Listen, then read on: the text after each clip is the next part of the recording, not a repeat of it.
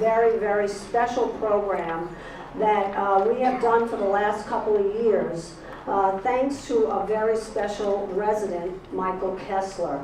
Michael and I have worked together to bring the story of the Jews of Europe to the people of East Brunswick, and a little different slant. We have many Holocaust remembrances, but we wanted to have people understand what was lost in the Holocaust, and to be able to do that in a way that is really visceral, the music and the culture and the art. So we are very, very pleased to be here today.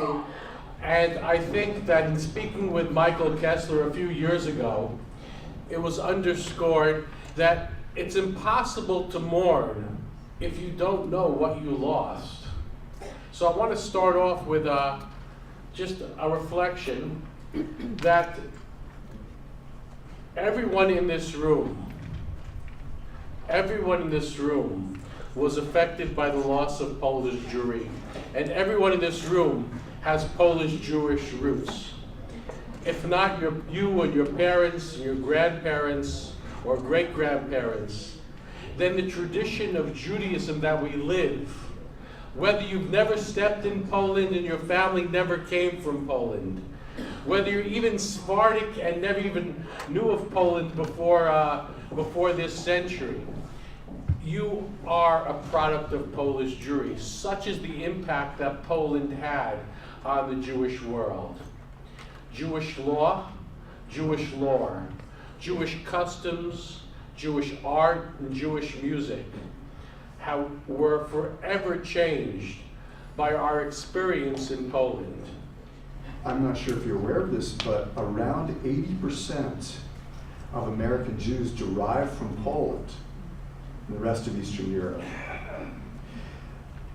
This is not surprising when you consider that around 3/4 of the world's entire Jewish population resided in Eastern Europe, in what was the Polish-Lithuanian Commonwealth, by the 19th century. And the reason there were so many Jews living there by that time is it was a relatively secure and prosperous existence. Poland-Lithuania was not one long anti-Semitic nightmare.